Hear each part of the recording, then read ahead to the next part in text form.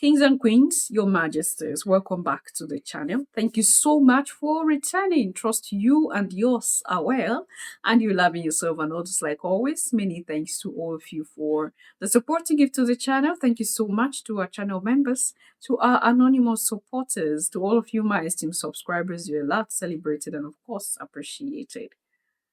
Why I support Israel. These are not Abigail's words. These are the words of a young African. He explains to us why he supports Israel. Because some number of persons are like, why are you supporting these people? They do not mean well for Africa. And he is giving his reasons why he do support Israel. And I want us to keenly listen to him, and we'll take it up from there. Remember, we should be aware. I keep telling you here that when it comes to Africa, these people work together. They throw away their differences, put their heads together, source for way to take over, source for way to take advantage of the motherland, of our cable land. And this is we Africans being divided. Some groups support Israel, some groups support Iran, some groups support America. Do you think they were stupid to come in with, I keep talking about religion for a reason. They know that is going to be the best tool to destroy us. And when we are not of one voice, they will easily conquer us. Divide and conquer tactics. They know religion will be the best tool for that. They succeeded in implanting these things, tying us with some of these beliefs, tying our emotions with some of these beliefs. And whenever they want to do what they want to do, they do it, seemingly swiftly. They do what they want to do with religion. So we listen to him, take it up from there. I am a black African Christian who supports Israel, but people always call me brainwashed that, according to them, I am supporting colonialists. Well, let us look at the history between Africa and Israel. Let us start with Ethiopia. When black Ethiopian Jews, I repeat, when black Ethiopian Jews were being killed in Sudanese refugee camp, were being persecuted in Sudanese refugee camp, it is the Israeli government in around 1980s that airlifted at least 90,000 of these black African Ethiopian Jews or black African Jews to Israel through Operation Moses. In fact, when the Arab countries heard that Israel were airlifting these black Africans from Sudan, they pressured the Sudanese government to stop the airlifting. It forced the Israelis to conduct a covert operation known as Operation Joshua and Operation Solomon in order to airlift all these black Ethiopian Jews, all of them. Number two, you people call Israel a colonialist. Can you please tell me at least one African country that was colonized by Israel? Tell me. There is none. But I know you people will argue that Israel supported an apartheid regime in South Africa. Well, let me educate you. In 1950, Israel is one of the countries that fought against colonization of Africa. They wanted Africa to be free. But when Israel was fighting the Yom Kippur War in 1973, under the pressure of Arab countries, Africans were forced to cut their relationship with Israel. I repeat, under the pressure of Arab countries, African countries cut their relationship with Israel. So it is never Israel that cut the relationship with Africans. This limited the options of the Israeli government in Africa. The only partner they were left with is South Africa. And Israel never supported any form of operation in South Africa. They partnered with South Africa in arms sale, weapon production, and nuclear technology. They never supported British actions in South Africa. It was solely for military purposes. During the Ebola outbreak in West Africa, Israelis are one of the people that provided the victims with the medical equipment, beds, medicines, doctors, tents, all things needed for medication. Here in Kenya, they are teaching people how to use technology for agriculture in order for them to utilize their dry lands. Why are you people being brainwashed to believe that Israel is like a demon in Africa? Israel has never wronged Africa in any way. It is Africans that have wronged Israel 2 times, in 1950s and in 1973. All right, Your Majesties, that's what this young African thinks. What do you think about the relationship between Israel and Africa? I want to see your thoughts and opinion there at the section. Now, talking about the Ethiopian Jews, because I think maybe when he gets older, he might have a different opinion. Because the more older he gets, the more of information he might be exposed to. That is, if his mind is open enough, okay? Because it's not just this young man who have thoughts like this. There are a good number of African Christians who have the same opinion like him. And age-wise, there are older Africans in their late 40s, early 50s who still have opinions like this. There are older Africans, parents, grandparents who have opinions like this. Now, they have opinions like this because of what the world have. Like him, you saw him giving us examples, right? Now, sometimes as Africans, this is the reason why we are easily overruled. And that's why the other young man I brought his information about, I think a week ago or so, he said, if any country, any of those nations still mean Africa, they will still colonize Africa because of this kind of mindset of saying they love us, they do all they do for our sake.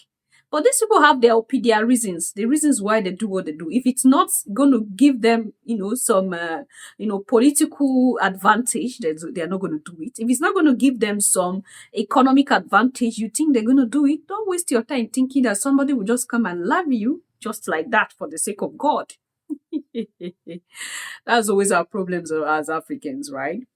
Now, talking about the Ethiopian Jews, I'm still going to come back, but let's talk about this Ethiopian Jews issue. The same Israelis were giving birth control pills to these black Ethiopian Jews. Why do you think they were giving them birth control pills? Because they don't want the population of black Jews to increase in Israel, in that part of the world. They don't want it.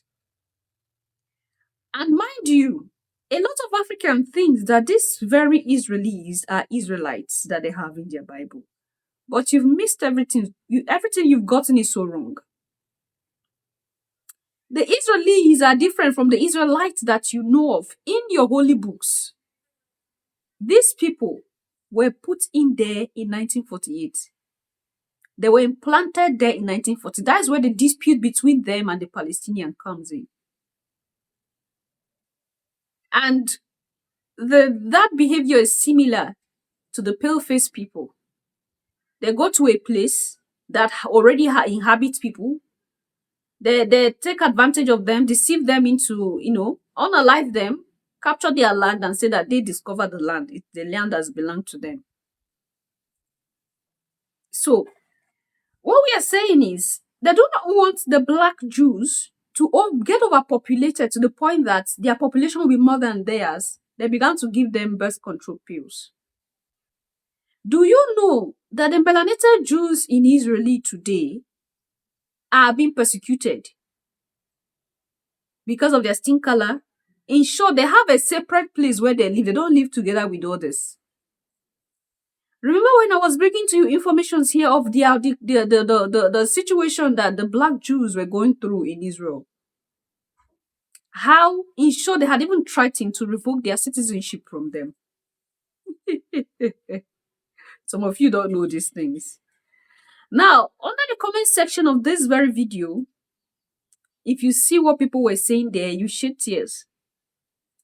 And then you truly, yeah, that's why I told you, the other young man who said if they really want to colonize Africa, they will still do it again and again and again. That's a fact. That was a fact. He knew what he was saying. A lot of persons, see, it is good to do your histories yourself most of the times when you hear things like this. Try your best to go back into history. Try your best to read extensively, intensively, however you want to read. Try your best to get the information firsthand. Not just listen to somebody and let it be. Most of you, when I have discussions, yeah, okay, I want to see that. I want to provide us with the full link of this. I'll just be smiling. You want me to do the job totally for you. I have brought this to your notice. Why not you delve into understanding better, getting the information yourself? What if I had lied to you? How would you know? When you don't want to do the work, we have become so lazy that we have believed everything to be true firsthand without doing researches. It's unfortunate. Yeah, Israel is helping people in Kenya. Israel helped people during Ebola. Israel is helping with agriculture in East Africa. Israel is doing this. Israel is doing that. All these they do is for political reasons. The moment you begin to take it to your heart that they love you truly, that is the moment you're beginning to make the mistake of your life that you will regret. This young man believes that Netanyahu and his cohort love Africa so much. And that was what Netanyahu said. When he is done liberating Palestine, he will come liberate you all in Africa. He said that. That went viral. I brought that information here, right? Some of you still defended Netanyahu. People who have the hearts to unalive children, you are saying they love you. Be careful. It is their war they are fighting. Preserve yourself, preserve your life, and focus. The Israeli government knows, Netanyahu knows the amount of money he's making from Africans because of their stupidity every year for pilgrimage to that region. They get more pilgrims from Africa than they get from many parts of the world put together. They know the kind of money they are making from Africa. So those things they do, don't think that they are doing it because they are not getting anything. No, they know what they are getting. They are doing that to still tie you, so that you keep coming for pilgrimage. Tourism is one of the ways that part of the world make their money. It's for business. All they do for Africa, they are doing it for business. Just see how they desecrate Christian worship centers in Israel. I'm leaving that information as this video towards the end of this video. You're gonna see the desecrate Christian worship centers. They spit on Christians. And this is a Christian. He said he's a Christian, no African Christian. Anyway, he's young, and I think there are still more information he still needs to get hold of, and he still need a lot of time to understand how the world is run. What information do you have for this young man? Leave your thoughts and opinion there at the section. I'm going to see you in my next one. Until then, love yourself, love others, stay safe, stay positive, always your majesties. Bye for now. Nowhere in our Bible does it say that the Messiah would be a god or godlike. The very idea that God would take on human form is repulsive to Jews because it contradicts our concept of God as being above and beyond the limitations of the human body and situation. Jews believe that God alone is to be worshipped, not a being who is his creation, be he an angel, saint, or even the Messiah himself. Christians teach the philosophy of turning the other cheek and loving your enemy. Do you know of any Christian nations that live by this impractical ethic or even take it seriously? Judaism believes that God is eternal, above and beyond time, God cannot be born. He cannot die. He cannot suffer. He cannot become flesh. Nor can he be divided into sections, Father, Son, and Holy Ghost. These are pagan notions. Certainly no God or Son of God could have called out on the cross, as Jesus is supposed to have said, my God, why have you abandoned me?" If he was God's Son, he would at least have said, "My Father." Nowhere does the Torah state that someone else's death can bring forgiveness to a person's sin. On the contrary, each man will be punished for his own sins, and each man must repent for his sins alone. The soul that sins, it shall die. Sons will not be punished for the sins of their fathers.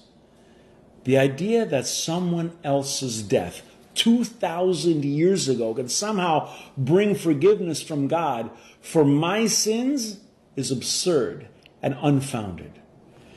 Each person must return to God. Each sinner must change his own ways and seek God's forgiveness.